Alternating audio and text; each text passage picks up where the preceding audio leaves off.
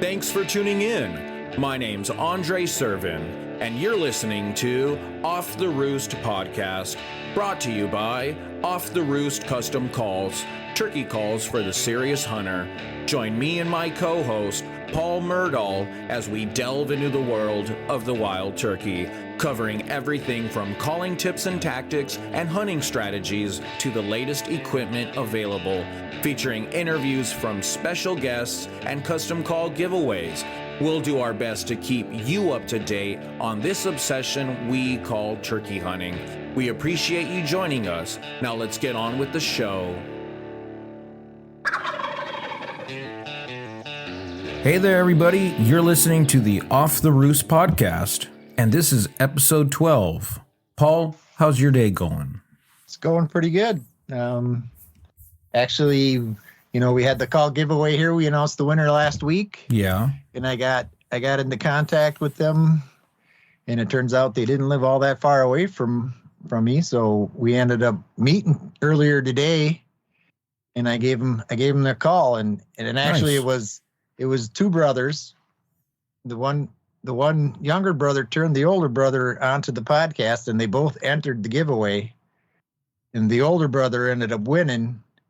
And then when I started talking back and forth with them, I found out they were brothers and how it worked out. So then I had just finished the one call up like I was talking about. So then I just said, well, I'll give you the choice of, one of the three, and then whatever you don't pick, I'll let your brother have the other one. So we went down there and I gave them their pick of the calls, and the Dylan actually picked the one that I had just finished up. Oh, Here. cool. He picked that one. Catalpa. Right, the Catalpa, and then his brother Dalton picked the other Catalpa call that it was already being offered. So, Oh, great. and then I'm going to take the walnut with me to Mississippi this week. Nice. Well, Right. I definitely want to Right. chat about that, but So I got down there, and they had actually brought a couple friends with them, so it was pretty cool. And, yeah. and these guys were good old boys. They come from a turkey hunting community. Nice. I think I mentioned it to you earlier. They said there's like 300 people in the community, and half of them turkey hunt.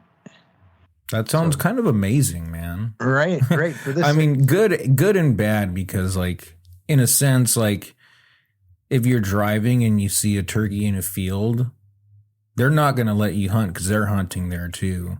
Versus in another location, maybe you ask and they're like, go ahead, right. This is in one of the more popular destinations of the state too, I think, Mhm. or areas or zones. So it's a lot of mostly private hunting in that zone, if I remember right. Yeah. I think that's, from what you were explaining, I think there's a spot out there me and you have been to, right? Yep. Yeah. That's cool, man. Well, that's pretty cool, man. I'm glad that that went well, and that they, enjoyed the calls and all that. Yep. And We sat there. Maybe sat there. maybe you'll run into them sometime. Right. Well, I'm sure I'll contact them here off and on, trying to find out how my calls worked and whatnot. So Nice.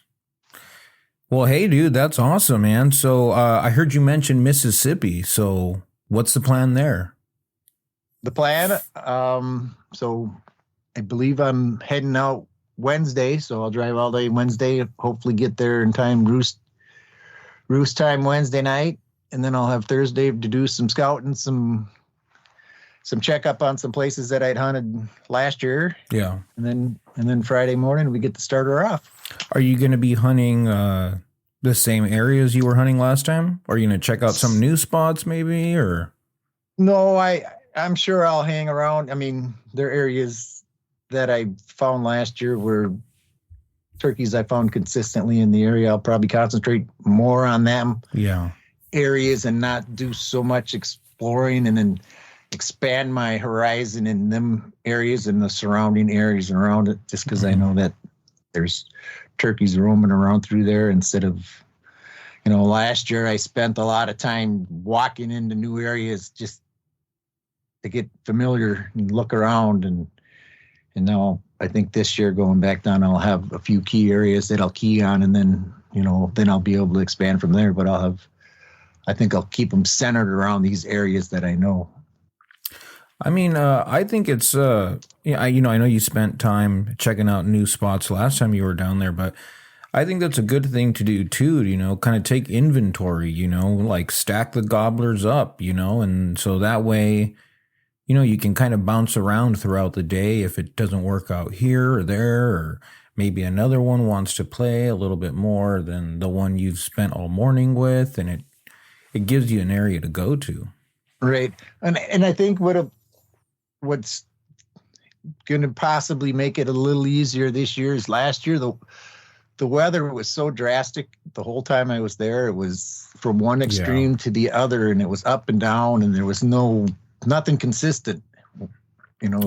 Turkeys would gobble one day, and then you wouldn't hear a gobble for 3 days, and then they'd gobble the next time it was nice out. Mm-hmm. And then you wouldn't hear anything for another 2 days, and then you'd hear a couple 3 days, 3 days later. Yeah. Yeah. And there was even a tornado, right? Right. There was tornadoes. So there was a period where it got 7 degrees for the low, and I think the high was like 28 or something. Yeah. And then 3 days later, it was 95 degrees. Yeah. And then 2 days after that, it was a high in the 30s again. Mm-hmm. And then it was back in the 90s again 3 days later. So, it's pretty roller coaster. It's pretty wild swing. Mm-hmm. So this year, I think it's going to be a little better as far as stability wise. The weather doesn't seem, the forecast seems it's going to be pretty stable. There's going to be a little cool front coming in. Okay. Towards the beginning of the week that I'm going to be down there, after the opening weekend, but after that, it's not supposed to be. It's supposed to go from a high of the 60s into the high of the 50, and then back up into the low 60s again. So it's not supposed to be much rain predicted, and so honestly, sounds like forward to it. Yeah, it sounds like weather's going to be kind of on your side this time, then, huh? Yeah, fingers especially crossed. compared to last time with all that stuff. I've learned not to trust the weatherman though until actually it's happening. I know. It's they've let me down so many times. It's just like it's one of those things where educated guess, really, an educated guess. That's about it. Because like you were saying, you get there and maybe it's not like that, and then you gotta. I mean, dude, you're going to be on the other side of the country, so you're just going to have to figure it out. Right. It always seems that when I'm planning these trips, it's always, 2 weeks out when I'm checking the weather. Mm-hmm. It's like, it's going to be gorgeous. It's going to be nice. And then the day before I go on the trip, it's like, bam, it switches and it's going to be rainy and windy and cold. That's the constant early-ish mid season debacle is the weather. Once you start getting into the late season, then you got to worry about it getting too hot, in my opinion. I think sometimes it could be pretty nasty. And, that's up to you, if you want to get out there when it's a little bit more cool and hunt the birds till maybe noon. I mean, that's not the worst thing ever, but I'm just kind of not a fan of being out there when it's like 92 degrees or something like that, man. And the birds kind of aren't really trying to play when it's 92 degrees. Apparently down there, I talked to a few of the locals, and the couple that I talked to said when it's hot and humid and no wind like that, he says the turkeys eat it up. And it was one of the afternoons I was out. It was an afternoon like that. It was 90 some degrees, and I'm sitting in the woods sweating in one spot, just doing some blind calling, and across the river and up on the ridge on the other side. And, I heard it twice. He gobbled once at me once, and must have been a half hour later, he gobbled again. But I think them were probably the only gobbles I did hear a couple more gobbles in the afternoon, the whole trip I was there. But yeah, it was, and when I heard them other gobbles, it was the same thing. It was calm, brutally hot and humid and no wind.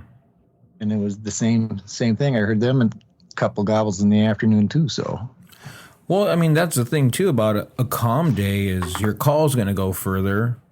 They're going to hear it.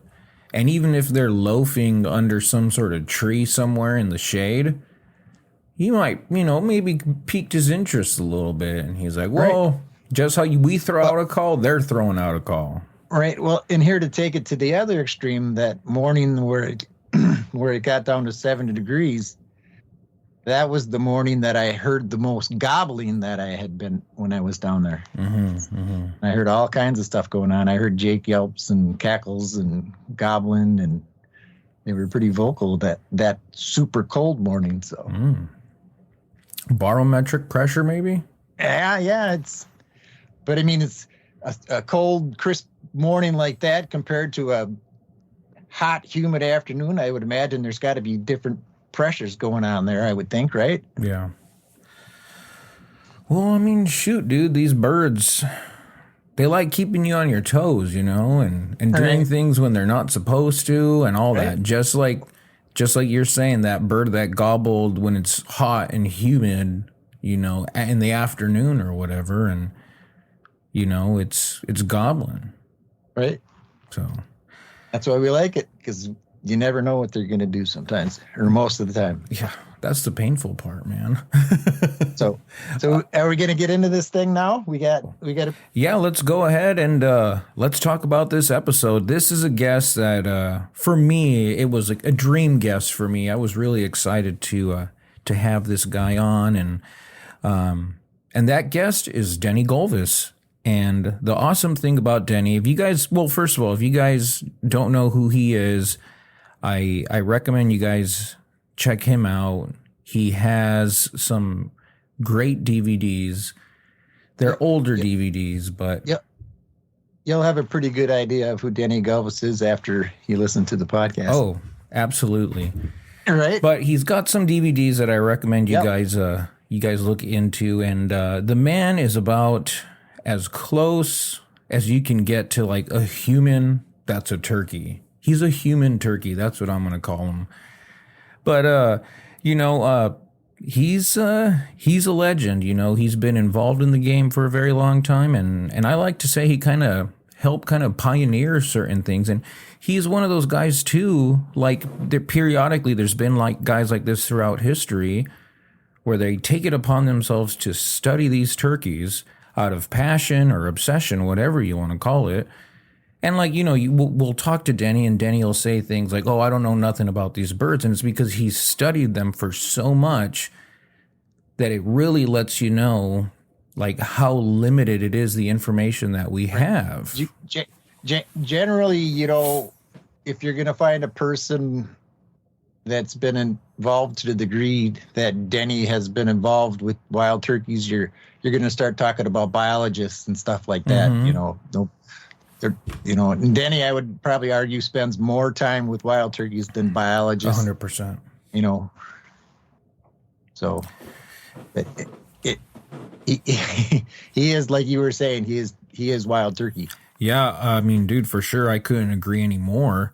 But before we get going with the interview, I do want to make note that so the original interview with Denny was about 3 hours long, and that would be a little bit too long to turn into one episode, especially with the intro and everything. You guys would be having a 3.5 hour episode. So we are going to be splitting this up into a part A and a part B, or episode 1, episode 2. So be sure to, follow up next week to get the, the second part of the interview.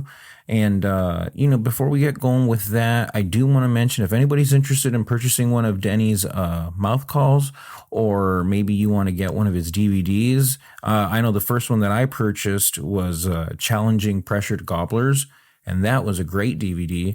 I believe he mentioned you can reach out to him on Facebook, or Midwest Turkey Call Supply, I believe, has some of his products. So if you're interested in getting a DVD or one of his mouth calls, I recommend, checking one of those out for that. Shoot, man. Well, with that said, let's dive into it. Hey there, everybody. We got a real treat for you guys this time. We are me and my buddy Paul here are sitting down with a turkey legend, in my opinion. We have on Denny Gulvas, and if any of you are aware of Denny's work and kind of everything he's done, he's in my opinion, he's kind of pioneered kind of a lot of stuff and related to turkey hunting, and the man is I feel as close as you can get to a human turkey. So he would be what I would consider would be like the holy grail of turkey talk. That's right. So Denny, why don't you go ahead and kind of introduce yourself to the listeners, kind of let them know a little bit about yourself, where you're from, how long you've been into this, and kind of primarily what you focus on. Okay. Great to talk to you guys, Andre and Paul. It's truly an honor for me to be able to be here with you today to share some of my ideas on the wild turkey. Yeah, we appreciate it. I kind of like, you say that I'm a legend. I just don't feel comfortable with that when people say, oh, he knows this, he knows that. But I just, I've been doing this for so many years now, and the more that you do it, and I'm sure you guys know exactly what I'm talking about, the more that you do it, you really realize how much you don't really know, because I don't think that anyone is an expert. When you're dealing with animals, no one's really an expert, because they can sure make fools out of you instantly, no matter what. And especially with the wild turkey, with the unpredictable nature of the wild turkey, just when you think you might have something figured out and you pretty much have it down, oh, they're going to do this, they're going to do that, you can almost bet that the next experience you have with them is going to completely turn things upside down. But yeah, I'm really excited to be here with you guys to share some of the ideas that I've learned. I've been working with the turkey for a number of years. I shot my first turkey and I don't want to spend too much time on myself. Most of this today is going to be talking about the wild turkey and why and what I think why they do things, and in their voices especially. We're going to talk a lot about their voices, because that's what I really, really specialize in. Sure. So much in my study with the bird's language and vocalization. So now, Denny, yeah, for the people that aren't familiar with who you are, let's get in a little bit into your past. What you've done as far as following the wild turkey. Okay, like I said, I started. I shot my first turkey when I was 13 with my father. I'll never forget the day. Actually, I just went by that area just last week with my wife. I was coming home from a funeral, and I was going by, and I said to my wife, "There's that point up there." And we were looking at it because it was snow covered; you could see it well. And I said, "There's where me and Dad shot my first turkey when I was 13 years old. I think I was a young gobbler. My dad called him in with an old a Lynch box call. You remember the old Lynch box call, pre-64, I think it was pre-56 or box call he had. And my dad was an expert turkey caller by far, but he had it down pretty decently. And that's kind of like what started everything. I was really interested in turkey from that point on. And then when I graduated high school, I was in the woods hunting one day in the fall. And I was up walking in the woods by myself, and I'm normally always by myself, even back then. And I had an old Jeep come up a logging road, and there were two old guys in the Jeep, and he drove right up to me, and it was turkey season. We were hunting, and I'll never forget this. And he kind of put down the flap of that old Jeep, and he says, "How you doing?" And he says, "You see anything?" And no, I didn't see anything. And we got talking about turkeys and calling. And he says, "What do you use?" And I said, "Well, I've got this old box call here." And he says, "Oh, that's nice. Everybody seems to use that." He says, "But we've got something different, And I'll never forget this. There was two guys. One of them I know. His name was Hank Fedora. And I recognized him. I didn't know him real well at the time. And he says, "This is what we use." And he pulled out this diaphragm call. And it was kind of like a crazy looking thing to me, with a little rubber on it or whatever. And he put it in his mouth. And when he blew the turkey call, I thought, wow, or he blew some sounds. I said, wow, that's pretty interesting, pretty neat. I never really heard anything like that. And I was, kind of young at the time. And that kind of stuck with me right away. I thought, wow, this is amazing, and I was getting into turkey calling at that point pretty much. Well, I found out that I had a relative, a cousin of mine, who didn't live too far from me, 10, 12 miles away. I didn't know him real well, but I found out that he raised turkeys. And I always knew, I heard that he was really into turkey hunting. So, make a long story short, I got to know this guy. His name was Bob Podash, and we got to be good friends. And I was able to spend a lot of time with him. Now, you got to remember, Paul and Andre, back in the 70s and the 60s, turkey hunting was so different than what it is today. I mean, back in those days, no one shared any information. Most every turkey hunter, good turkey hunter, took everything that he knew, all his experiences, to the grave with him. I mean, that's just the way it was. And back at that time, too, there wasn't many turkeys around. I mean, we didn't have the turkey population of the numbers like we've had here recently. So it was kind of difficult, but the craziest thing was that, no one shared anything. So it was hard to get information. You pretty much had to learn pretty much by yourself and from personal experience. So I took a liking. I went to Bob there. I spent some time with him, and he took, for whatever reason, he took a liking to me, and he knew that I was really serious about this. And we started spending a lot of time in his turkey pen. I was just enamored about the turkeys. I mean, it was so neat to be able to get right in with turkeys and listen to them. And I could hear the birds talking back and forth to each other. And I thought, wow, this is really cool. Cause even at that time, I knew that they were actually speaking. They weren't just making noises. They were speaking to each other.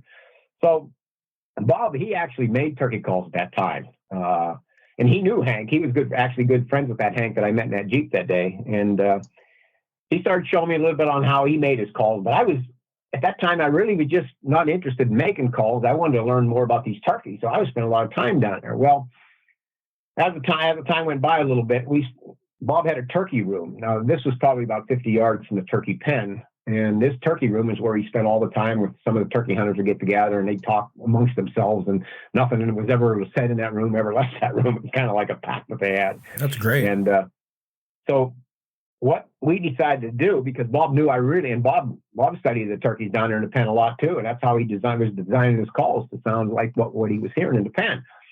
So back in those days, if you recall, you might remember, all you had back then was boom boxes and cassette players, 8-track or cassette tapes. So what we did, we devised a system where we run a microphone on a hardwire cord, all the way down to the pen, some 50 yards away from the turkey room. Put up the microphone in the pen, elevated off the ground, facing the turkeys, and then we run it all the way up to the turkey room. And then Bob had a nice big boom box. If you remember what the boom box with the big speakers on left and right, and we'd run it in there, and he'd put the tape on, and we'd put the tape in there and put it on pause, and then we just hit play and record and turn the volume up, and everything that was going on in that pen was being relayed right on the boom boxes, almost just like sitting in the pen down there. So, and if any of those hens or gobblers would start talking, we just hit the record button and record it. And that's like how we kind of started recording. Yeah. So the more that I went and the more that I learned about this, and Bob's son, he actually at the time was just starting. Turkey calling contests were not very big at the time. And he actually, he went to a few contests, did pretty decently, but he kind of didn't hang on to it. And so Bob, I think, was kind of like getting a hold of me, and he wanted me to, and he thought, well, because he knew I started working with the calls that I was trying, and he let me use some of his, and he was saying, well, it doesn't sound too bad. He got a lot of work to do. And so anyhow, that's kind of like got the spark. So whenever I get into something, I have this crazy thing in me that once I get going to something, I just can't stop until I get to what I want, so that kind of like where it all started. All right, get into a pinnacle. So from this point on, how long did it take? Because you actually spent quite a number of years where you would get up early in the morning and go out in the woods with your recording equipment and just chase turkeys around for the day and record them. Well, how did you progress to get into there to that point? Well, back then, like I said, before I met those guys in the woods and kind of got started, I was definitely an amateur. I didn't know what was going on about turkeys. I mean, I'd stroke a box call to make a couple sounds and hope for a reply, and I had a few once in a while. And I think I killed a few turkeys in between there. But, and at that point, I really wasn't recording turkeys back before I met Bob. I really wasn't recording them. I was hunting them. I was trying to, whatever.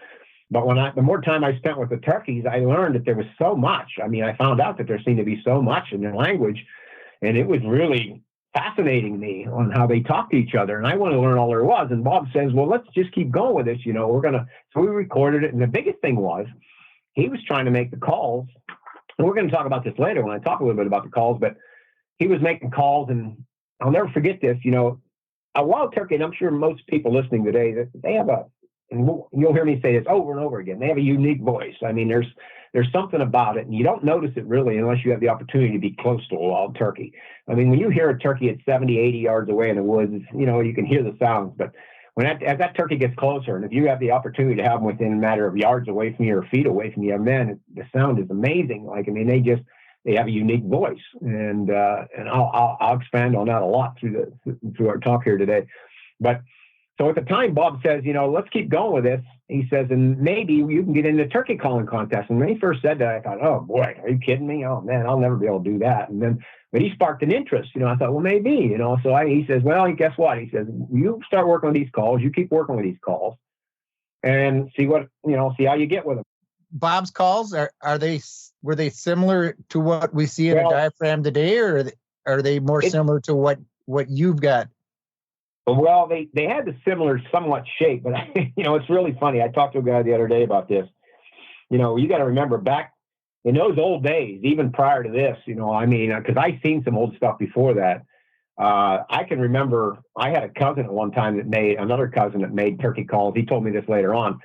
He made them out of milk jugs. And what they would do, they'd cut the side out of a milk jug, and they'd make the shape of like a frame, an oval shape. And then they would fold it in half as best as they could. They would get a piece of glove lead or latex glove or whatever it is, stretch it down, and they would actually staple the two pieces, the sides together on the call. And you can imagine the sound that come out of that. I've heard a few of them. But at that time too, in the late 70s, early 70s, mid 70s, there was a couple of guys starting to make calls on the market too. But I was using mostly Bob's calls at the time. I think, I can't remember, maybe it was Perfection Diaphragm come out with his calls too. Ben Lee had them. Ben Lee used to have, and I'm sure many people are familiar with this, but Ben Lee made them, and he made them out of lead frames. Actually probably killed a couple of people with those lead frames. They probably died of cancer or something or whatever, poison. But I used those for a while too, and they were pretty. Well, they were, all calls at that time compared to what we see today were, oh my gosh, there's no comparison. But go ahead. What were you going to say? We had Ronnie Hardy on here a little while ago, and he was talking about how they used to use the lids to old mayonnaise jars to cut the frames out of and fold them over like you're talking with the milk jugs.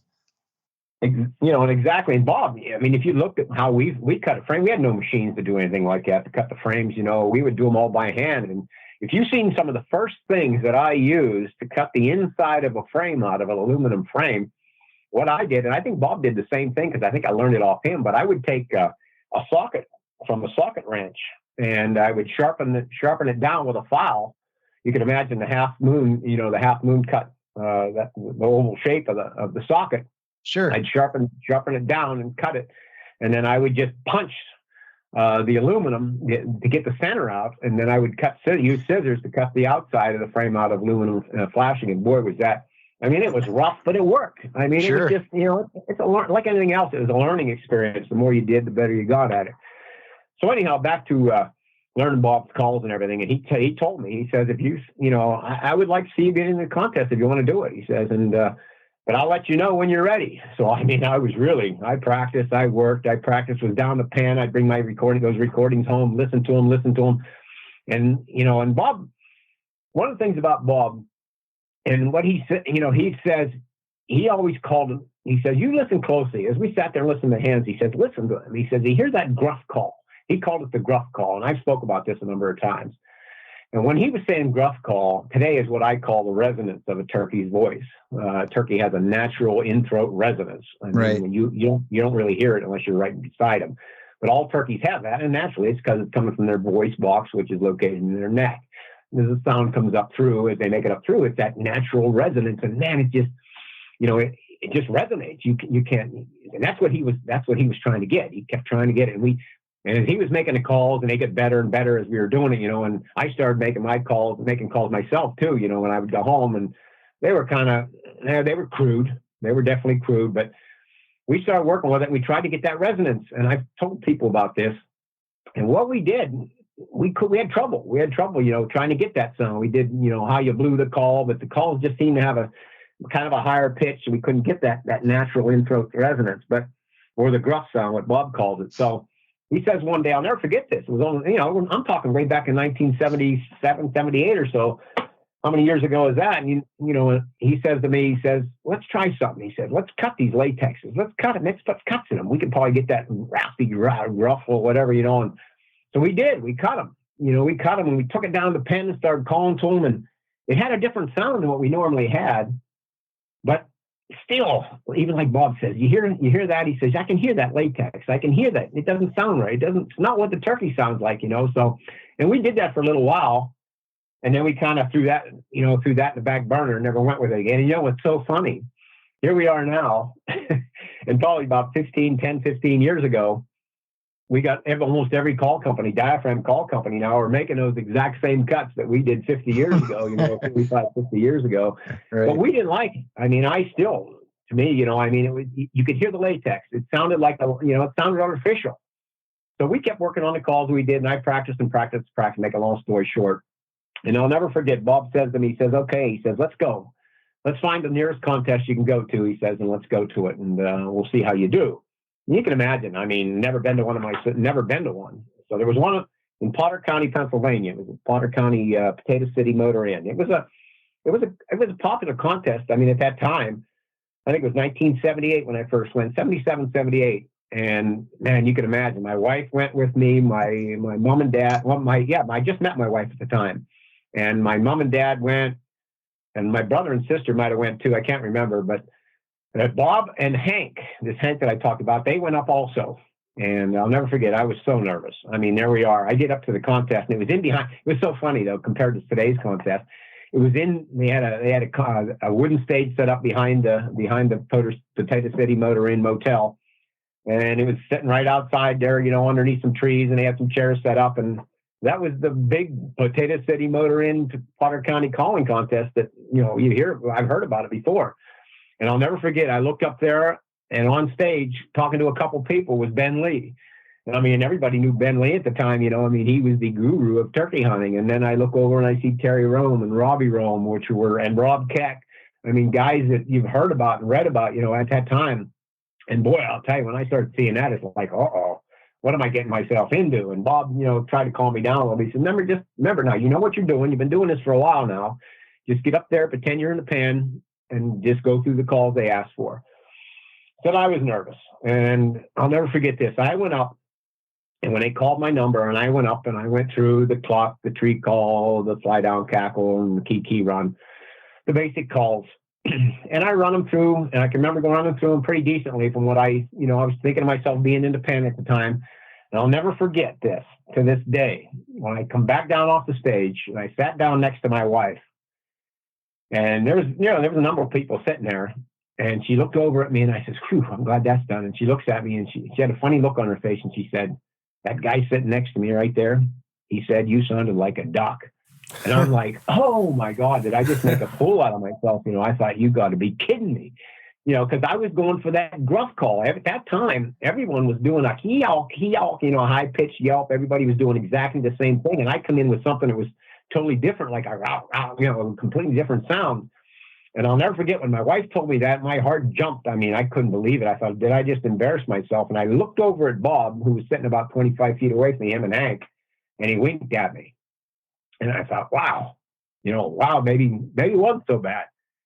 Well, to make the story a little bit shorter, lo and behold, when they started to call out the winners at the end of the calling contest, I ended up getting second place. That's and awesome. That really, that was really what started everything. And from that point on, I started entering contests, trying to get the calls better, make it sound realistic, and I was able to win. I won a number of U.S. Open, Masters, and Grand Nationals and stuff like that. At the time, I traveled for a number of years across the country in calling contests. And it was a great time. It was a great time. Met a lot of great people, but that's kind of like the start of what got me into into the turkey calling contest world at the time.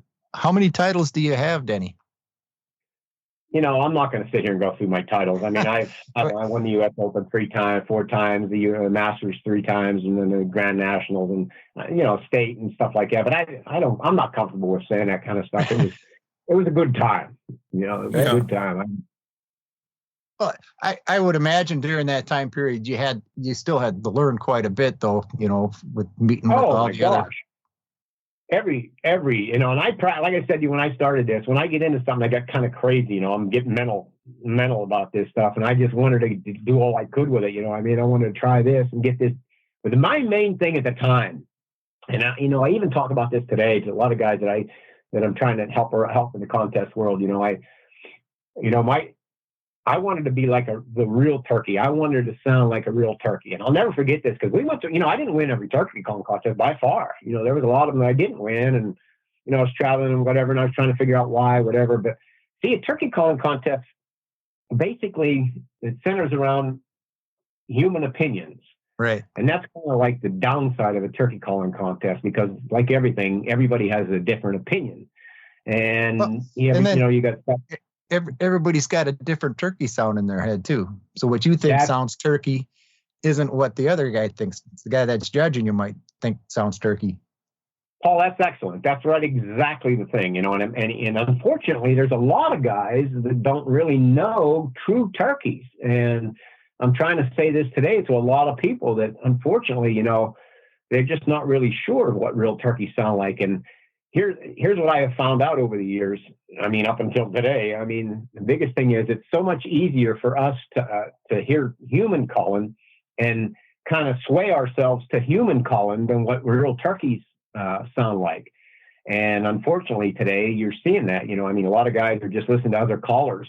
I just had a guy just recently tell me, he says, well, he's trying to come along with me. He's a good caller too, a pretty decent caller. He says, well, I was listening to turkeys sounds that I sent him, some of the segments that I sent him on real turkeys. And he says, I had a little bit of trouble with that. But boy, when I started listening to, and he named the guy a winner of the turkey call, actually he said Matt Van Sice. He said, I started listening to Matt Van Sice, who wins, is probably one of the greatest turkey callers that ever get on stage.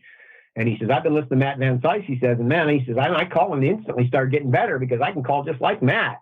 Yeah. And really, right then I told him, I said, yeah, but you really want to, it's nice to sound like Matt, maybe to win a calling contest, but you want to be exact like a turkey. So the only way, you got to keep listening to turkeys all the time. Yeah. A lot of guys, and that's the bad part of turkey calling contests.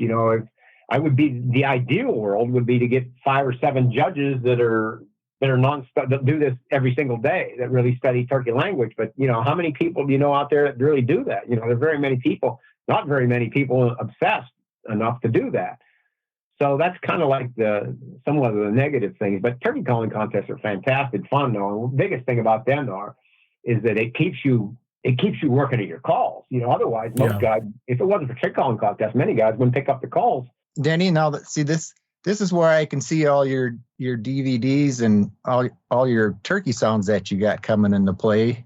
If people get them, not everybody has access where they can just walk out their backyard and listen to turkeys.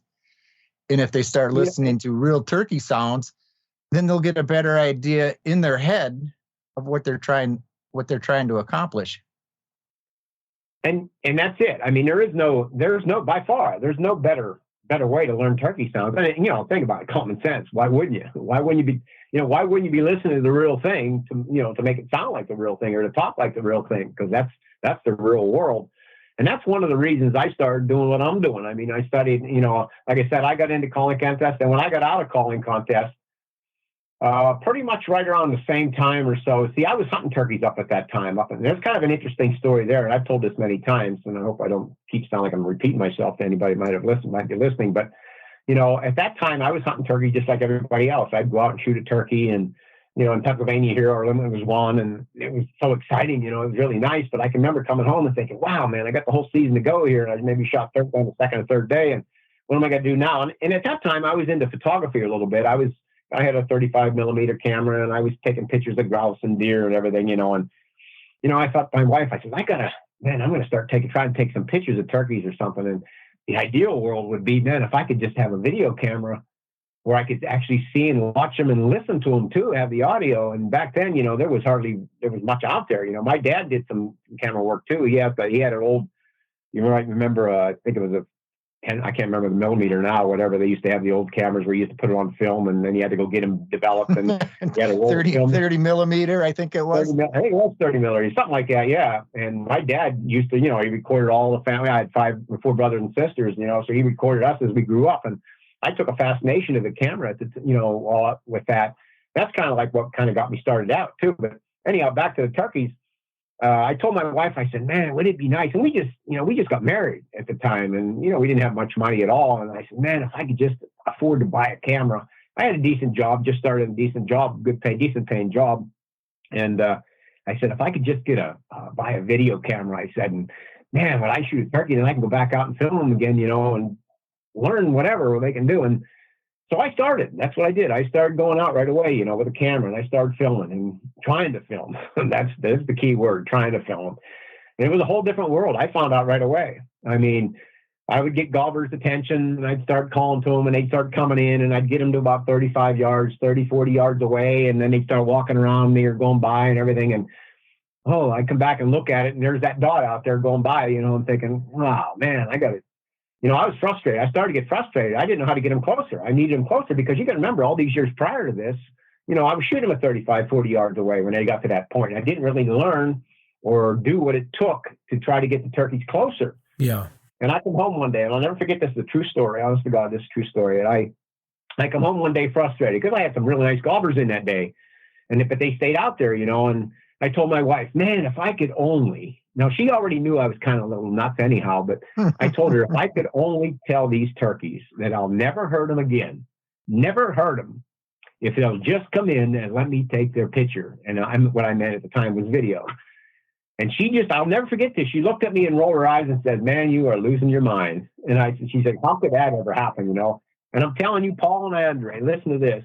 I've said this so many times. It was almost like a light switch, because when I went out from that day on, literally when that day on, I started going out, it was almost like every turkey heard me. I mean, I started calling turkeys, and I had gobblers coming in, and they started coming in closer, and they were, as long as I did what I knew pretty much what to do, not move and film as good. I mean, I was getting turkeys up to 10, 15 yards away. They'd walk by, and some of them would stand there and strut and go by. I was getting some decent footage. As a matter of fact, some of that footage from those earlier years are on my first videotape, my first DVD now, and on Spring Gobbler Hunting 1. And that's some of the first ones. And that was, at this time now, what is it, 35, 40 years ago? I mean, and since that day, that pack that I made with the wild turkeys, I never, ever went out and killed another turkey. Yeah. And because I figured that I made that pack, and they agreed with, so much agreed with it, it seems to. And I never, never ever went back on it. Now, there was one time when I was making my challenge impression gobblers, I wanted to do it with a bow, and I didn't think it was going to happen, because if you ever watched challenge impression gobblers, they talked about how difficult it was for my brother, to shoot a gobbler with a bow, because we never used blinds and everything. And I went, and once he shot one, I went out the next day. I said, yeah, it's not going to happen anyhow. Well, guess what? It did. But that was the only turkey. I've never heard another turkey with, again, I have nothing against killing turkeys. Believe me. I mean, that's the sport. My boys, my wife, and everyone killed turkeys from that point. But for me personally, the camera has been everything, and I am so glad I went in that direction, because I've been able to learn so much from the camera's lens and what I've seen and what I've heard. Because if you remember, and I've said this in my seminars, when you're out there and you're calling gobblers and turkeys, whatever it is, and they're coming in, your main interest, your focal point is on squeezing the trigger and killing the gobbler. Yeah. So there's a lot going on in between that, from when you get a conversation, get a gobbler located and calling it, and then they're on their way in. There's a lot going on that you don't really recognize, you don't realize, because your main focus is pulling the trigger. Well, with a video camera, by going back, and when I come home, I could go back and go through all these thousands of videos that I've gotten. I can go back through and listen and watch, and wow, I mean, I didn't even know this was happening. I didn't even know that happened. Listen to that. I didn't, watch this gobbler do that. I would never, I didn't never see any of that stuff if I was looking down a gun barrel. It's the same exact thing as hunting a turkey with a gun or a bow or whatever you use, but I'm dealing with a camera. It's exactly the same thing. And the other nice thing about that is it's catch and release for me, because I love the wild turkey. I mean, I love them. I mean, I want to be one. I want to actually be one. So, it's catch and release. I can do exactly the same thing everybody else does. And then I can just see him again maybe next year or whatever. Yeah. Denny, it sounds like, early on it seems like you were more focused on gobblers, getting video and whatnot of gobblers. And it seems to me now that as you progressed, that your attention became more focused towards hens. How did that transition take place?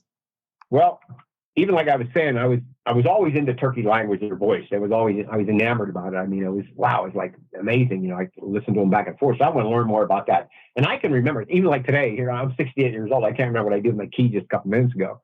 And, but what's crazy is I can remember almost every single encounter I've had with a hen from way back 35, 40 years ago. I remember them. I remember their voices. I remember what they did.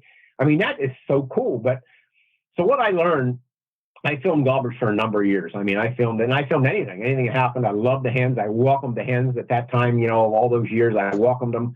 And they're difficult to get a good hen talk on video, completely different than a gobbler. And after a while, I filmed so many gobblers and stuff like that. And I'm not going to say it was boring or anything, because I love calling a gobbler in. Everybody loves that excitement of that. But I wanted to hear the hens. I wanted to learn from the hens, because I knew that the hens dictated everything. It's like deer. The hens or does dictate pretty much anything goes on in a rut and things like that. The same with turkeys. I mean, if you think about it, in the spring, the hens are pretty much dictating. The gobblers are looking for hens for mating. And so I want to learn how to talk to the turkeys. And I found out as I've gone through the woods and filming all this stuff, that if you learn to say the right thing at the right time, if you learn to talk to them, because really that's what they're doing. So you say you learn to say and the right thing at the right time. And when you get into conversations, generally with lesser experienced turkey hunters, the conversation, you got to yelp, you got to cluck, you got to cut. But a lot of times they're talking, just the standard, go out and sit and you go, yelp, yelp, yelp, yelp, yelp, yelp, yelp, yelp, and it's more in depth than that. There could be, just the delivery, the how fast he makes the yelp, yelp, yelp, yelp, yelp, excitement, contented, yelp, yelp, yelp, yelp, clucks, soft, contented clucks to up to an alarm putt, Exactly. The inflection. What it all revolves around, if you think about it, it's a language they're speaking. I always liken it to us. I liken it to our language. I do that all the time till now. I mean, I do it all the time. They have a language. They're not out there, when our mindset is when we go out in the woods, at least I can remember a long time ago, I used to think this way, go out there and just make some noises, just like you were doing there, to entice the gobbler to come in, just a noise to make them come in, and really, if you think about it, that's not what you want to do. You want to make a noise. You want to actually talk to the turkey, because that's what they're doing. You want to talk to them. You want to learn their language, and they have a language. Nowhere near as elaborate as our language by far, but they say things. I mean, when a turkey just don't walk through the woods making sounds, because if they did, they'd all be dead. They've got so many predators out there making the sounds. They know that their voice can get them in trouble.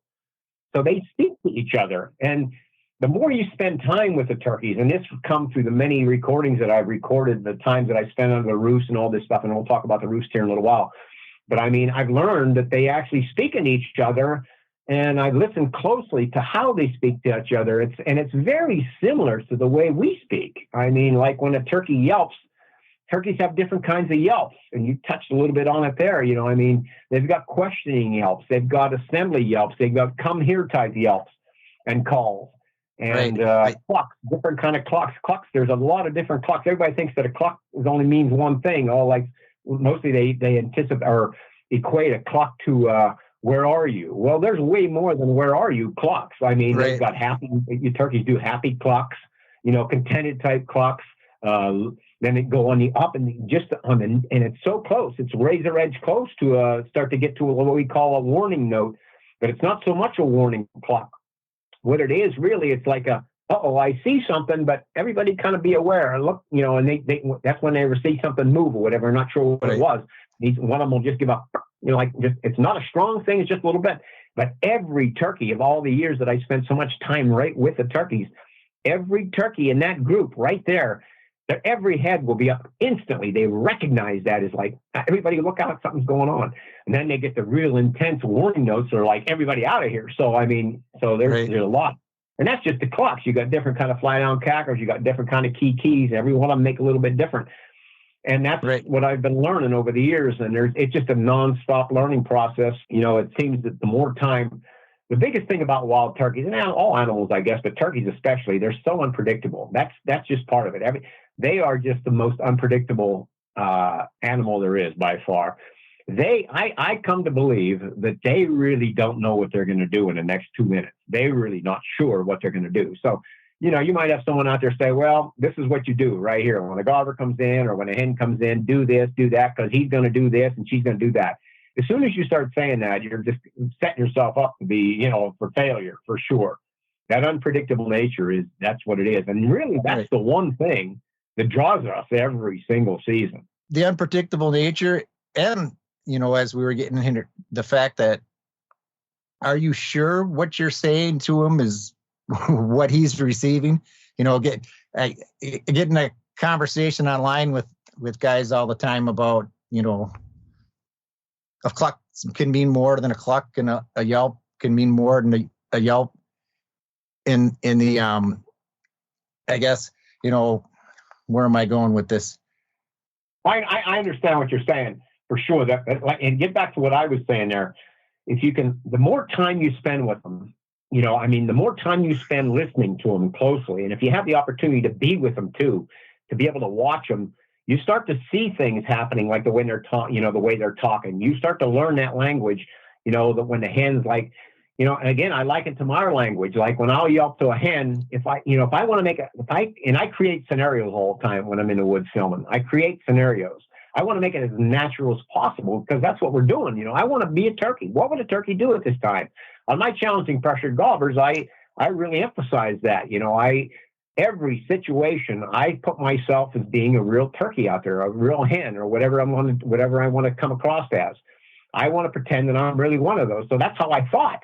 And being having an opportunity to spend so many years with turkeys and so much time with them, I'm able to get that kind of like I got it in me a little bit. Like, I think, well, okay, let's see, I hear that gobbler over there. The way he responded to my first calls or whatever it is, how he responds is somewhat kind of tells me too of what I might have to say.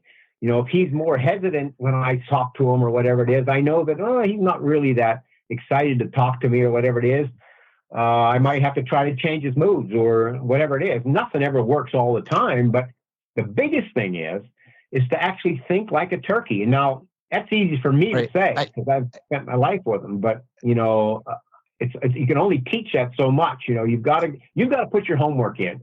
Right. If you really want to learn this, you've got to really to listen and pay attention to the birds. I think the point I was trying to make, and it goes back to you saying, it's like we talking with the human voice, but I think where it differs a little bit with turkeys and humans is a lot of our communication gets done with, thousands and thousands of words that have different meanings, where I think the turkeys are getting their meaning across through inflection, speeding up the yelp, quieting it down, exactly, making it real nice and sharp. Whereas humans, we got a different word for everything that has a meaning. Say like the tire on the car and stuff like that. The words have specific meanings. Where, in turkey vocabulary, we call it a yelp, but the yelp can have a different meaning depending on how he puts it out there, as far as the cadence. For sure. And the intensity and stuff like that. And as I said earlier there, I liken to our language, and our language is much more elaborate by far. But one thing about turkeys is, and I'm sure you can liken exactly what I'm going to say next. Most times when you're out in the woods, and you can tell a guy almost every single time. And what's one of the reasons you could tell a guy? It's because he basically does the same call over and over again the same way. It's what I call the up-step yelp or something. It's almost like walking up steps. Yelp, yelp, yelp, yelp, yelp, yelp, yelp, yelp, whatever it is, Cluck, they all cluck, do the same. yelp, yelp. Now, that's exactly, almost everybody does it the same way. Well, turkeys by far, no, they're speaking, they're talking, they're asking, they're questioning. And, I talked about just somebody recently about this, and I really tried to emphasize this. We're musically inclined, we're musically inclined. We've grown up since young with music. So when someone sings a song, the notes are all in perfect rhythm. And yourself, when somebody's singing a song and they go out of note, all it takes is one note out of rhythm, and bang, it's like hitting you in the face with something like, whoa, that's not right, But with turkeys, it's exactly the opposite. I mean, their rhythms are sporadic. They do things differently, and it's hard for us to to comprehend that or to follow that kind of pattern. We instantly, and a good example is that if you're trying to someone who's really into turkey calling, whenever you hit the record button on a recorder, whenever you're trying to record your practice sessions, and I'm sure many guys will identify with this, as soon as your mind knows that that record button's on, you change calling right away. If you didn't know yourself was being recorded, you're going to call better than you would once you know you're being recorded, because what you're going to do, and what I mean by better, I mean more realistic, because when we hit the record button, we try to be too perfect. It's hard for us to break away from that perfection. Right. But when a turkey talks, they emphasize, and you said it with the dialect, they emphasize different sounds. But here's the way it is. It'd be like if I said to you, Paul or Andrea, if I said, "What are you doing tonight?" Or, "Hey, where are you at?" You notice in those couple of words how I emphasize the sound just a little bit different. Turkeys are the same way. Now, if I said to you, "Hey, Paul, where are you at?" "Hey, Paul, what are you doing tonight?" You'd probably hang up on me and say, "Man, that guy's about the boringest thing there is." So robotic. But turkeys are the same way. So if I'm out in the woods and I hear a gobbler, or if I'm looking for another turkey or looking for a gobbler, I'm going to be asking for it with like maybe a few asking clucks or maybe a few asking yelps. It would go something like, "Nyop, nyop, nyop, nyop, nyop." We've all heard that. We all heard him do that. You can just picture her head coming up and going, "Nyop, nyop, nyop, nyop, nyop." You hear the question mark right on the end of that. The same thing as if I said, "Hey, Paul, where are you at?" "Nyop, nyop, nyop, nyop, nyop." You see that? You see? So I think when I'm calling, I think that way. I think, and I talked about this in the last time I did podcast about a year ago or something. I tried to emphasize this to so many people, is that I try to think of talking like in our language while I'm calling with a call. Now, I use all diaphragm calls. That's what I use because that's what I make. And that's what I've learned on, and that's what I just like it. To me, I've learned to be as realistic as possible, and so far. And so I've got it in my mouth. So it's almost the same thing. It's like part of my language. So I try to talk whenever I say something to a turkey. I'm trying to ask them a question or saying something, or, when the gobbler answers me right away, it's like, "Hey," then I'll come back with something like, "Hey, I'm over here." So it's like, "No." See, and most guys would sit down and go, "No, no, no, no, no." I mean, how boring is that? Right. But again, you can't strike somebody for that if they don't know what to say. How are you going to learn what to say? And to take it a step forward, you can possibly relay the same message using two different calls. So like, get an excited yelp, yep, yep, yep, yep, yep.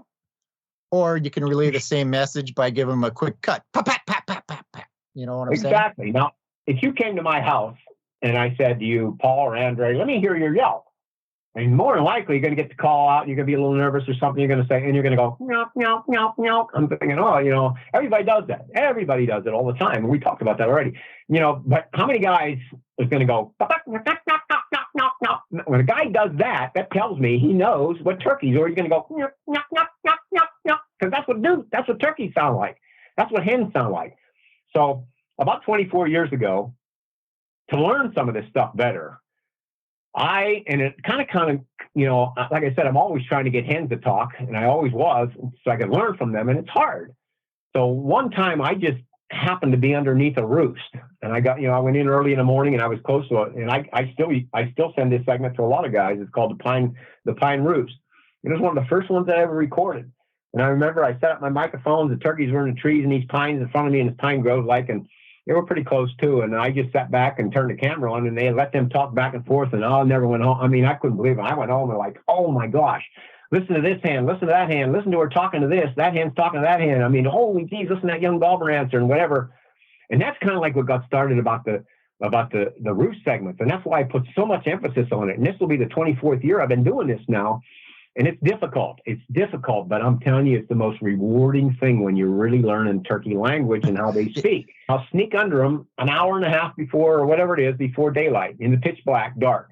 Try to find them under the roost, find where they're at, get as close as I could possibly get, which is best is close right under them.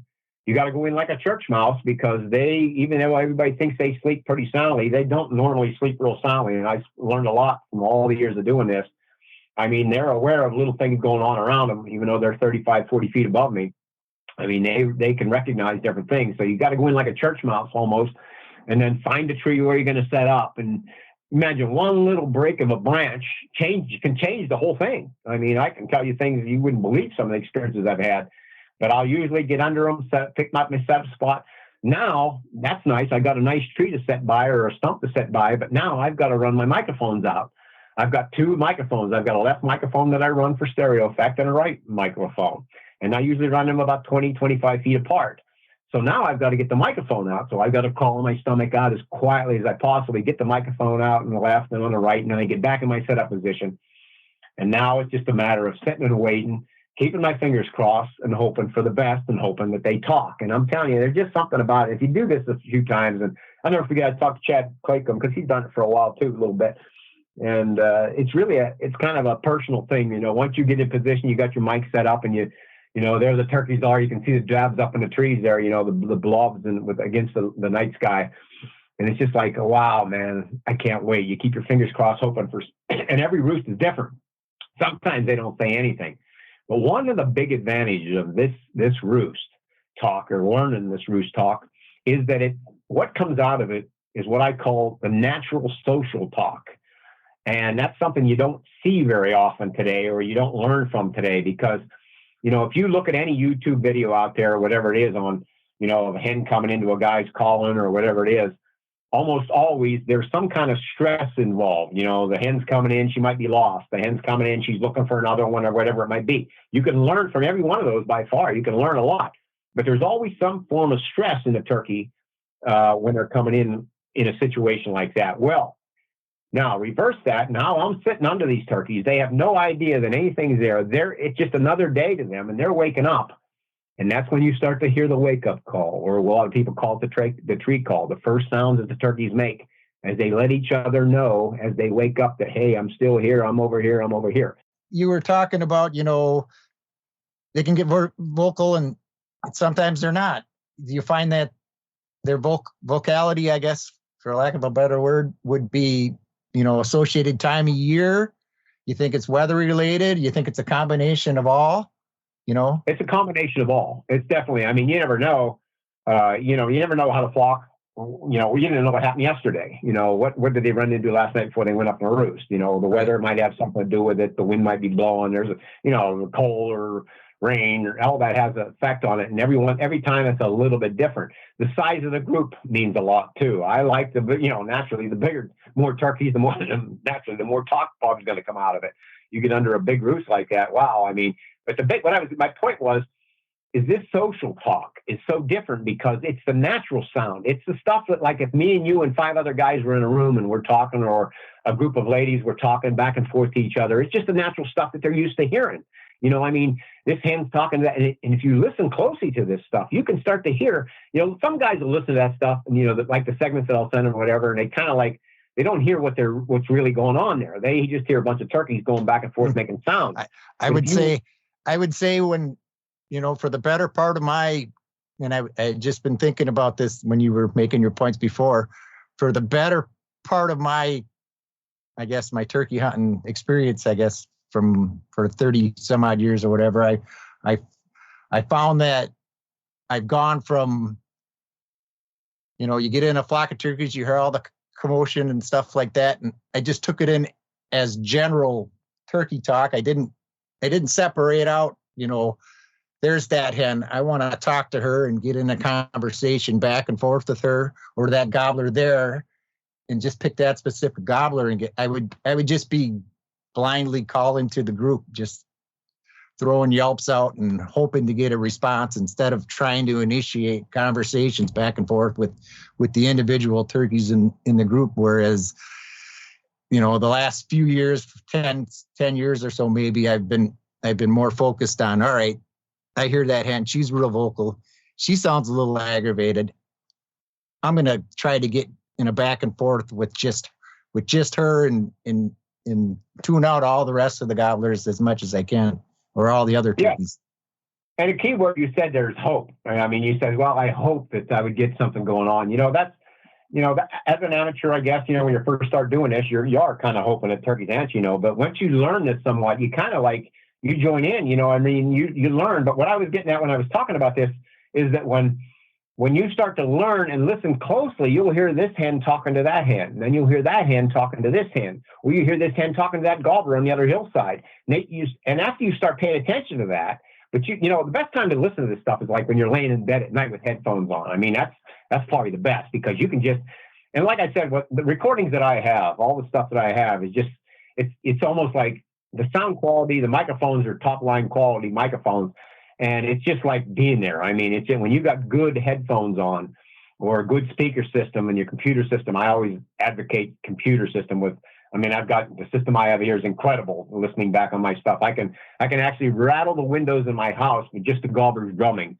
I've got a subwoofer with big speakers. I mean, it's just incredible. And that is so important. And I'm kind of getting off topic here, but what you want to listen to is that conversation of this hen, that hen, this hen, that hen. And after you start to hear that a lot and listen closely to them and actually learn to speak as they're speaking, you got to remember that those gobblers in January, February, March, and the rest of the year, if they're close to the turkeys, or even if they're in with them like that, especially in the month of January, February, March, before the mating season begins, or whatever it might be, they're used to hearing this talk. So just think the advantages, if you've learned that the way they do it and you've associated your calling or learned to talk like that, how much more of a benefit it's going to be for you when you get out there and you get into a conversation with a gobbler. You watch a YouTube video and you see a turkey's coming in agitated or whatever it is. Well, you go out there like everybody else, most guys do today. They'll get by a tree and start doing what I call agitated yelps at them or whatever. Y'all have agitated sounds.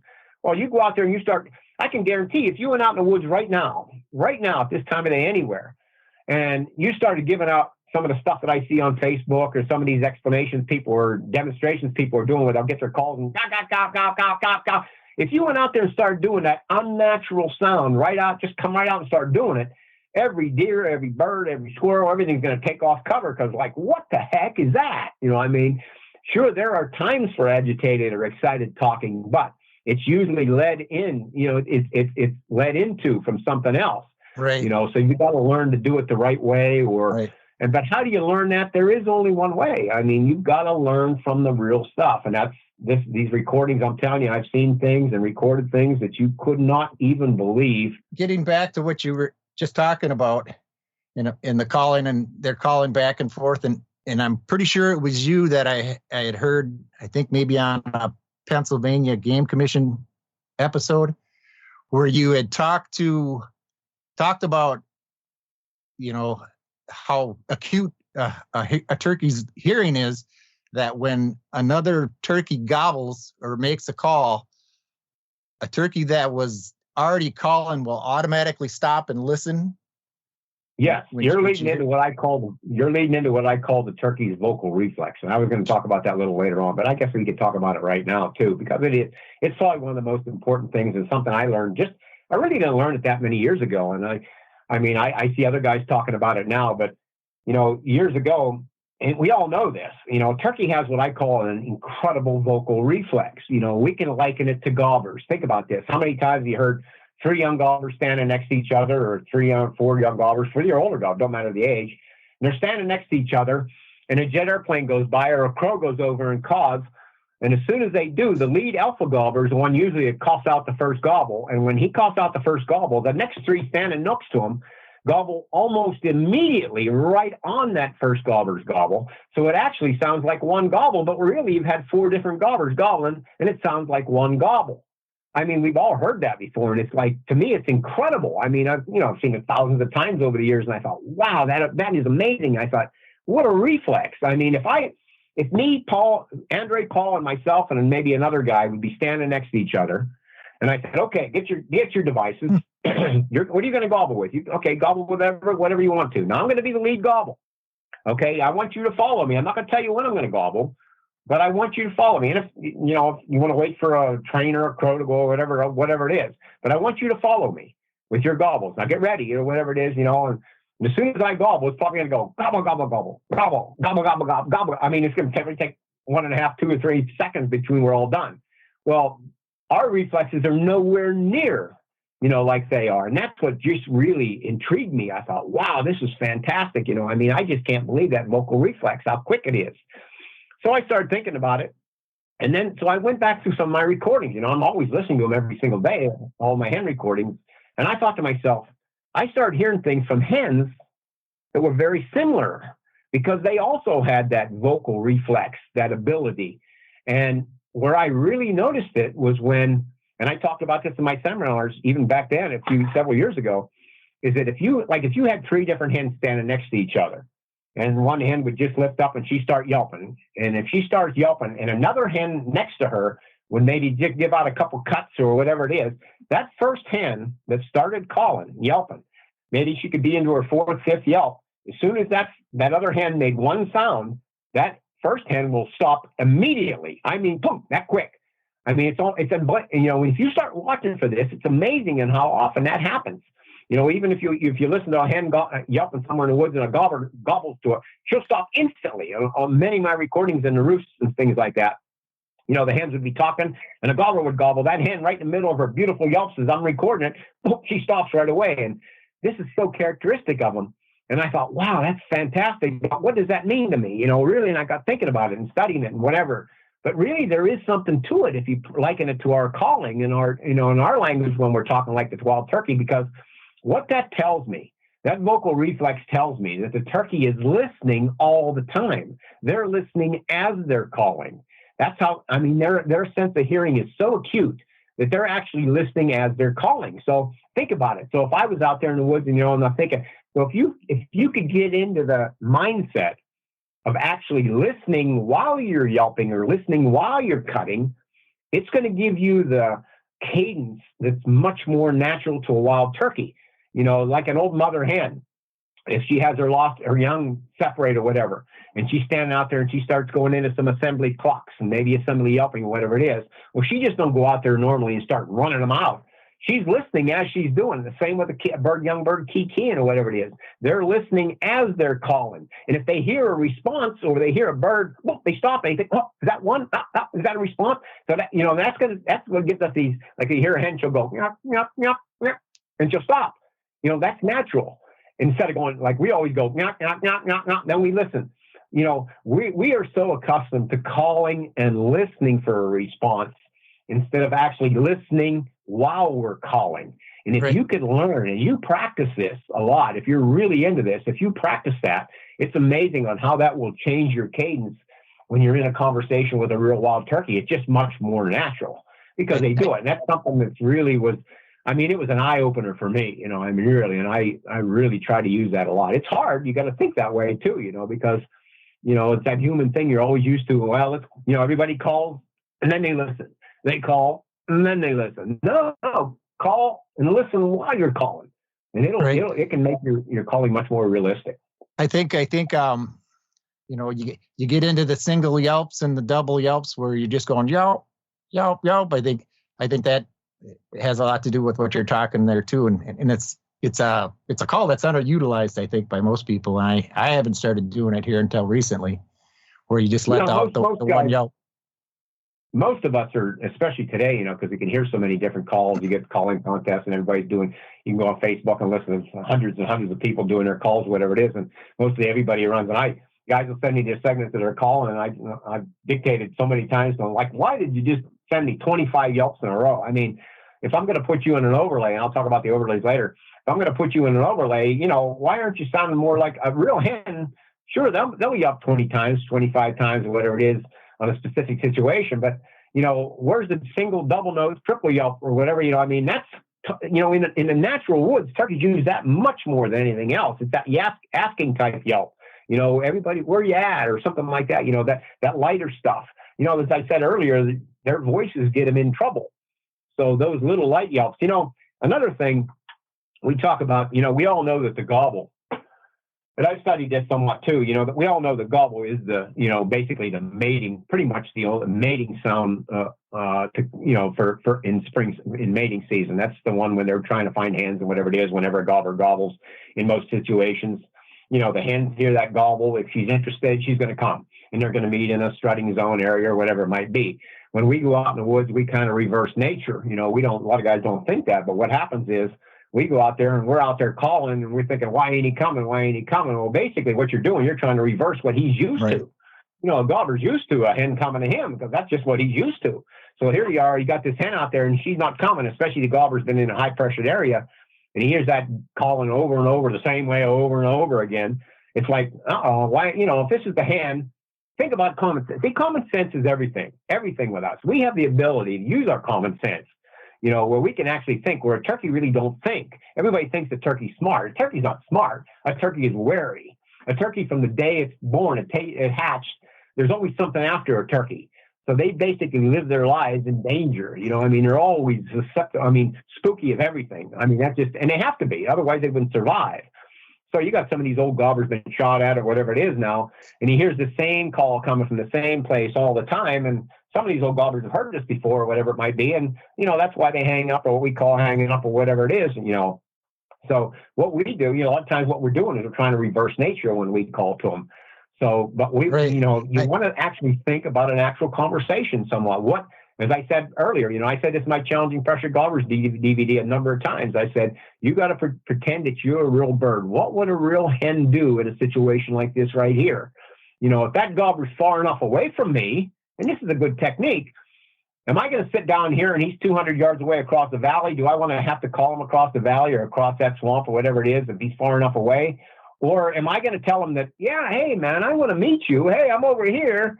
And he gobbles back at me or whatever it is. Am I going to set up right there and try to call him to me? Or am I going to say, hey, yeah, hang on, I'll be right over. So, okay, what are we going to do now? Okay, you think to yourself, well, wait a minute, I've got to come over. Are we just going to, okay, most guys will just pick up and start walking closer to him and go set up closer to wherever he's at. Well, me, what I like to do, again, natural situation. What would a real hen do? I'll give him a couple, hey, I'm over here. Hang on, I'll be right there. I'm going to go, knock, knock, knock, knock, knock, knock. Then I'm going to start doing some what I call walking yelps. A walking yelp. A hen, when she walks a lot of times, an excited hen or whatever it is, when she's walking, you'll hear this kind of like a rolling type yelp. It's like kind of goes like, knock, knock, knock, knock, knock, knock, knock, knock. We've all heard hens do that when they're walking. Knock, knock, knock, knock, knock, knock, knock. So I want to portray that I'm going to see you. I'm coming to see you. Hang on, I'm coming to see you. So I'm going to do that walking yelp. I'll do maybe through a few cuts in there, a couple of like, hey, I'm on a clucks, contented type clucks.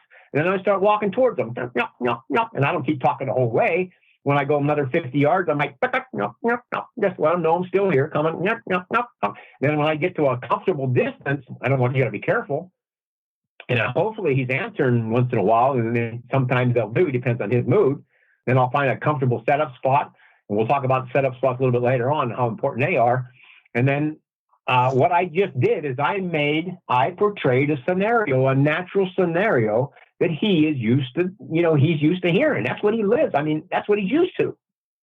I would imagine you could even, take it, say you did a scenario where you told him you're excited, you want to meet him somewhere, and then you did a scenario where you were walking to a spot where you wanted to meet him. And you could even do it, well, say there's a gorge between you and him or something that isn't going to allow you to get closer. So you tell him you're excited, and then maybe you start cutting and stuff, not directly related to him, but maybe you're cutting to another gobbler or something that's closer to her, and it's going to trigger him. Or maybe you just say, well, I'm somewhat interested in you, but, I'm pretty happy picking on all this clover over here too, so then you just go back into contented yelps and stuff like that. Right. You're just creating a scenario that a hen might do, or right, depending on how and as I said about this earlier, how he answered you. How he's responded to you, So do I want to get mad? Do I want to say, hey, man, look at, I'm not coming over there. You come over here, So I might start doing some come here type yelps. They have specific come here type yelps. So I'll start, they're going to be a little bit longer. They're going to be a little bit more emphasized or whatever it is, just see how that works with them. Nothing's going to work all the time. We already know that, but, creating a natural situation is everything. And one of the most important things by far in turkey hunting, and I stress this more and more every single year, and that's patience. Patience is your biggest ally. Your biggest, the biggest thing you have is patience, and that's something we don't have today. There's a lot of people in our fast-paced world, we don't see patience anymore, and I could talk all afternoon on something about just like this patience and how important it is. You know, in our fast-paced world, we want things happy, and we want it easy, and we want it quick. You know, and I always liken it to I grew up with the old television sets where you had to reach up and turn the knob to change the station. You know, I had no problem with that. You know, I thought that's why we had children. Yeah, exactly. Get up there and do that for me. But you remember, get up and turn the station. Well, I like it. And look now, you're sitting on your couch and you're hitting the button there to change the station, and all of a sudden your batteries are dead or whatever, and it won't change. The next thing you know, it's like, come on, I'm hollering my wife, go get me some batteries. Geez, come on, you know. We're impatient, you know. I mean, that's just what it is. We don't want to get up and do stuff. We're so impatient. We just live in that kind of world, a fast and easy world, you know. And but when we go into the woods, as soon as you step into the woods, that's a whole different world right there for me. Right. You know, I've learned as a cameraman, as a photographer, filming turkeys in all these many years and all these instances, I've learned the importance of patience. I could talk about this all day long because, you know, I see it every day. And you talk about your running and gun calling and stuff. Most guys today, all they do is run through the woods, throw out a few calls, throw out a few hoots, whatever it is, crow calls, don't hear gobbler, you know, whatever, they're running and gunning and going. Well, they got to think that, if you know you're in an area that has turkeys, think about this. There we go again with the common sense. You're in an area that has, just because a gobbler doesn't answer doesn't mean that he didn't hear it. They all heard you. You know, if I give out some of my asking yelps or whatever it is, and I just didn't get an answer or whatever it is, the turkeys heard me. Every gobbler in that area heard you. It's just a matter of how much you're interested or who is interested or who's already occupied with hens or whatever it is. But there's a lot of satellite gobblers out there that are interested. So what I do today, and I do this all the time now, I go to an area and I set up my own scenario. I'll get to a place and I'll figure out by looking the land over, and we'll talk about our setup spot a little bit later, but I'll look the area over, what I think is best for me for filming. I'll set up my camera and my microphones. I'll walk up in front of me a little ways where I can see, probably the best area where I can see, and then I'll try to create a scenario, a natural scenario. It could be anything. It could be hen talking. I could throw in anything. If I want to put some squirrel calls in on it, and it can do whatever you want. Anything natural to the woods. Mostly it's like, hen talk, maybe some feeding calls, some questioning yelps, some, excited cuts maybe once in a while here, and then I'll throw in maybe a gobble or two or so, whatever it is. Make it sound something natural to the woods. And I'll go back, get into my setup spot, and then I just go quiet and sit tight. And then you cannot believe on how good that works. But what does it take? It takes time.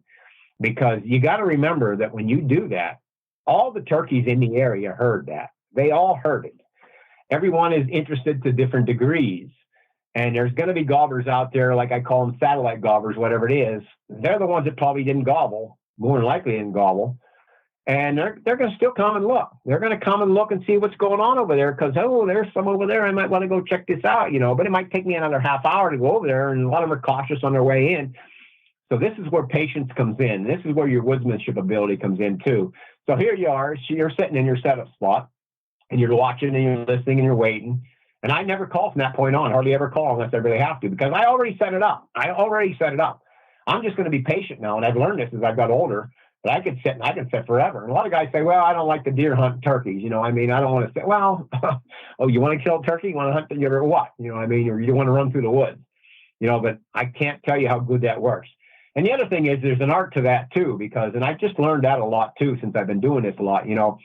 Most of the time when these turkeys are coming in what we call the quiet gobblers, quiet turkeys, hens or gobblers, they're coming in looking. They know exactly, a turkey has that uncanny ability, exactly where the sound comes from. They know exactly to the tree to where the sounds come from. So they know where these calls were made, where the turkey should be. So when they're coming in looking, that's what they're doing. They're looking for movement. They're looking for the turkey. They're trying to make eye contact where that group's at, where that turkey is, whatever it is. And here we are sitting maybe 25, 30, 40 yards, whatever it is, away from that. And most guys, when you're sitting like that, you're turning your head left, you're turning your head right. Most cases like that, gobblers catching that. Turkeys, all these years of filming turkeys, and I've talked about this many, many times in my seminars, my podcasts, especially the several years of filming now, the last several years, I've been so amazed on how well a turkey, their instincts and being able to catch movement is absolutely incredible. They don't miss a thing. As an example for you, say how well they can pick up movement, this is a long time ago back when I first started hunting in Georgia. There was a gobbler. He was out in the middle of I guess it was a pasture, and it was probably maybe a 30-acre pasture. It's surrounded by woods on each side. And I was trying this. He was maybe 400 yards away from me, and I was trying to sneak up through the woods alongside the pasture on him. And it was pretty it was pretty green out. The vegetation was pretty thick.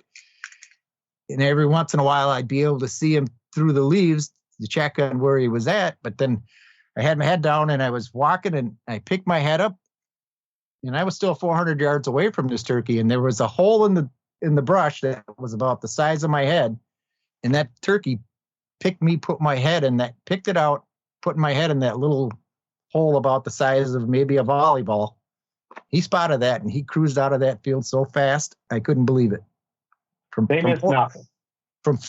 400 yards away. It just amazed me. They missed nothing. Missed nothing. It's amazing. And, and all this time working with the camera and stuff, I could tell you incredible instances.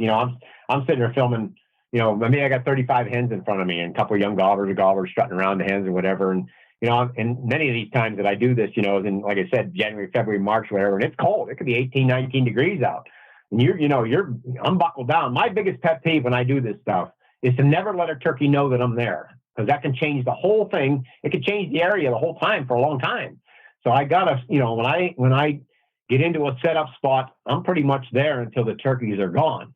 So I've got to sit tight, and when you're working on the camera, there's, you got to focus the camera a little bit, and the turkey moves a little bit, you're out of focus. So I usually only do it with one little finger on the focus on the lens. And usually that lens, if, you wouldn't see me a couple yards away, you'd never even see my fingers move. I've had hens and young gobblers or whatever pick up, especially some of them older hens, will pick up that little finger movement that I moved it a half inch on the lens from 25, 30 yards away and give out that, uh-oh, I see something kind of warning, that not so much a warning note as like a note that's telling everybody that, uh-oh, something's up. I don't know if it was a squirrel. I don't know if it was a chipmunk. I don't know if it's really danger, but maybe everybody ought to be aware of this. But just by making that one note, that's what they're telling everybody. Pay attention. They don't miss a thing. And let me give you another example. This is something I just recently learned. It just truly blows me away. A couple of years ago, well, it wasn't even that many years ago, I had a flock of turkeys. I was underneath them in a roost, and they flew down in front of me, and most of them walked away. Well, there was 4 young gobblers who hung around there. They stayed there. Remember, I haven't made a sound. I'm just a stump. Basically, I'm sitting there beside a stump. I'm trying to be part of that stump. That's what I try to do with be when I'm in the woods, when I'm filming. I try to be part of the woods. Well, these young gobblers come, and they come to my left, and they're close, and they keep getting closer, and they're just feeding around there in front of me, and I'm trying not to move at all, and I'm not moving. I've learned to work the camera where I can zoom the camera back to a wide angle if I have to move at all, because years ago when I first started this, it's a learning process like anything else.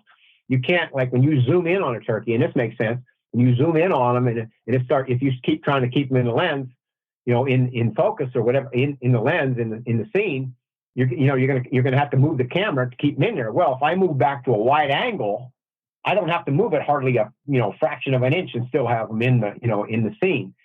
So anyhow, these birds are right in front of me, these 4 young gobblers, and they're right there in front of me, no more than, a couple of them are only 3 or 4 or 5 yards away from me.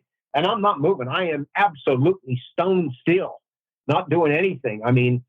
And I'm holding on, and all of a sudden, one of the young gobblers kind of gives me that look, that little thing, and it gives you that head up like, and the other ones are up looking, and they're looking at me like, and I'm thinking, what the heck? I didn't do anything. I never moved. I didn't do anything at all.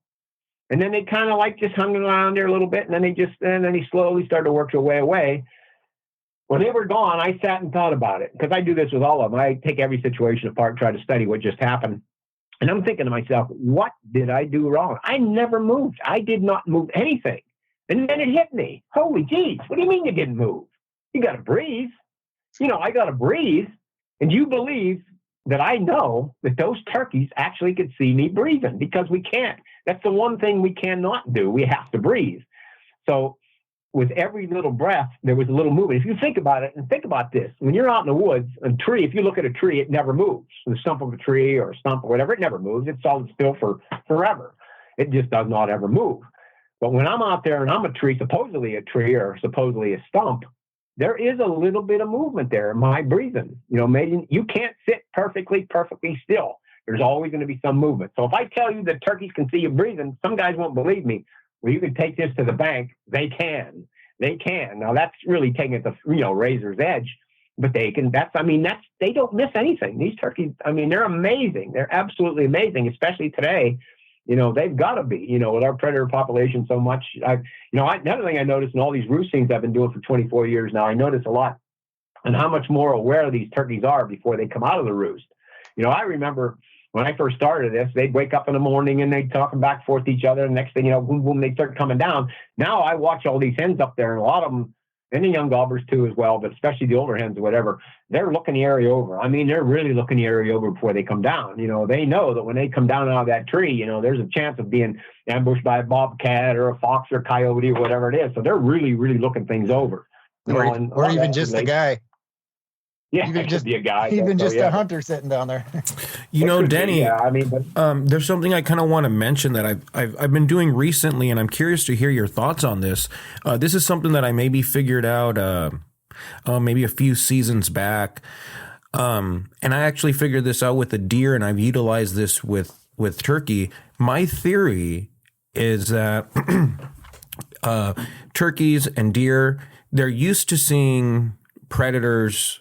That, predators have their eyes up front, not on the sides, like a wolf, coyote, right, bear, the eyes are up front. So I think they associate predators with having the eyes up front. And I think that's a little bit of what they look for. And I was turkey hunting in Wisconsin. This was maybe, like I said, a few years ago. And I was set up off the roost. The bird flew down. And he gave me a few gobbles as he was leaving, and I was kind of trying to close that distance. And then I ran into a deer, and the deer kind of started to snort and stomp. And I thought, oh, well, that's it. The game's over. And then I thought, you know what? It's staring at me. I'm in camo. What if I squint my eyes to the point where I can still kind of barely see, or I can see the shape of the deer and my surroundings, but not enough for that deer to associate two eyes staring at it. And I squinted my eyes, and I just stood there, and I noticed after a while, the deer just kind of walked off, almost as if it thought it saw something, but then kind of changed its mind. And then that was it. And of course, the game was already kind of over at this point. But I think it was the next year or 2 years after that, I called in an entire flock, and I was surrounded by the flock for like 20 minutes, just waiting for the opportunity to shoot the boss bird. And one of the hens in particular, the lead hen, she was not moving, and she was staring at me for 5 minutes straight. And that whole time, I squinted my eyes to the point of, like I said, I can almost just see the shape of it. And the birds just kind of fed around me. They didn't really pay any sort of attention to me. Eventually, I just kind of blended in with everything. Do you think there's a little bit of truth to that? Or is this just in my head? Oh, it's not. Absolutely. And that's a perfect point, Andre. And what I think it is for sure, and I've done some experiments with this, is they have a sixth sense. This is amazing. Anybody spends time with wildlife will know exactly what I'm talking about. I've learned this with deer. There was times when I was really into deer too back then. My boys are both that way now. They're nuts. They're crazy just as much as I'm turkey crazy. But I used to do a lot of experimenting, with scent clothes, scent blocker clothes, all kinds of different things. And one of the things, like when I was in a tree stand hunting deer, you'd see a buck coming down the trail or whatever it is, and you're staring at him and you're wondering at him, and it could be a doe or whatever it is. And the first thing you know, this doe's getting closer and closer. And you're thinking to yourself, oh boy, I hope she don't hear me. I hope she don't smell me. I hope she don't hear me. Guess what? She smells you. She sees you. She knows something's up. We seem to give off a sixth sense that they can pick up. Now, this might sound crazy, but this is the truth. This definitely does happen. How many of us have been in a tree stand and watch a big buck coming at you? You got your bow ready, you got your gun ready, or whatever it is, coming right down the trail, right towards you. And you just wait, you're breathing, you're waiting. Okay, this is it, a couple more steps, and all of a sudden you turn sideways and what the heck? How many times do you see turkeys do the same thing, coming down, get behind a tree and walk directly away from you? what we seem to do, we give off a sixth sense. And I experimented with that, and it's amazing. And it's exactly the same thing you're saying here. Because I remember times that I've had does coming in, or even bucks, young bucks that I wasn't going to shoot or whatever, and I would experiment with them. Instead of looking at them or staring at them, I would, and this sounds nuts, but this is crazy, but there's something to this. I'm telling you. I turned away from it with my head, and I went somewhere else in my head. I went home in my head. I went talking to my wife, or I was doing something else, and they seemed to calm down. And as soon as you turn back around and stare at them and look at them, it's almost like they know something's going on. They're not sure what it is. And it just, they have animals have a sixth sense. I mean, it's crazy, but there's so much to that, you know, and that's what keeps us going. I mean, that's what's so neat. And I know people say, no way, Gulvas, you're out of your mind. But I'm telling you, I experimented with it. I'm telling you, there's a lot of guys out there listening right now that can, I'm sure they're going to, you know, they're going to acknowledge this. They're like, oh yeah, that happens to me. You know, that happens all the time. Actually, it's kind of funny. I think it's called HEC. There's a suit now that you can supposedly wear. Yeah, I've heard of it. You know, that supposedly helps you not give off. Now, I've never tried it, never used it. I'm kind of, you know, skeptical about it, but, you know, but there's something to that, you know, and the same with turkeys. And I'm going to give you. Thank you for listening to the Off the Roost podcast. If you enjoyed this episode, please like, subscribe, or whatever it is we're supposed to do. We greatly appreciate it. You can also follow us on Instagram at Off the Roost Calls and TikTok at Off the Roost Pod. Stay tuned for future episodes where we'll do our best to keep you informed and try to preserve the heritage that surrounds the elusive and sometimes mystical animal that is the wild turkey.